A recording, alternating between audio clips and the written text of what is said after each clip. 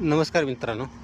आज आपण आहे आपल्या शेवग्याच्या प्लॉटमध्ये आणि आपण काय केलं आहे, शेवग्याच्या प्लॉटला आता सध्या मोकळं पाणी द्यायला चालू केलं आहे. कारण काय व्हायला लागले, उन्हाचा जास्त तडाखा आपल्या पिकाला बसायला चालू झाला आहे. आणि जी आता काय झालं, आपल्या आता ही लागण असताना 14/6 वर लागण केली होती. परंतु मधल्या ह्या पट्ट्यामध्ये आपण आंतरपीक न घेतल्यामुळं ते क्षेत्र काय आपलं वलिताखाली आलं नाही. आणि त्याच्यामुळं काय व्हायलं, ती माती जी आहे उन्हामुळं अतिशय जास्त तापायला लागली आहे. आणि त्याच्या ज्या तापल्यामुळं जी झळा आहेत तर त्या आपल्या शेवगा पिकाला लागायला येते आणि त्याच्यामुळे पानं सुकायला चालू झाली ती.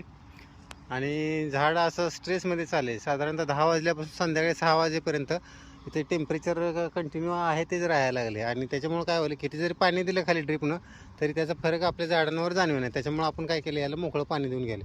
कुठल्याही पिकामध्ये तसंच होतं, एकदा पाणी जर आपण मोकळं दिलं तर त्याच्यामुळे काय होतं, निश्चितपणानं आपल्या ज्या रानामध्ये आहे तर ते एक गार किंवा थंड वातावरण तयार होते आणि त्याच्यामुळे आपल्या पिकांना त्याचा एक फायदा मिळतो. त्याच्यामुळे काय करायचं, कुठलं तुमचं ऊस असेल, पुन्हा द्राक्ष असेल, टमाटा असेल, आंबा असेल, चिक्कू असेल, पेरू असेल, सीताफळ असेल, प्रत्येक फळबागायतीमध्ये सुद्धा तुम्ही जर एकदा मोकळं पाणी देऊन घेतलं तरी चालते. फक्त शेवग्याला कसं जास्त पाणी चालत नाही. फुलं कधी स्टेजला असल्यानंतर काय होतं, थोडं जर तुम्ही अति पाणी द्यायला गेला तर ते पाण्यामुळं काय होते, तर ती फुलगळ व्हायला सुरुवात होते.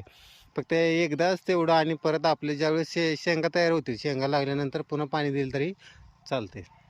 धन्यवाद.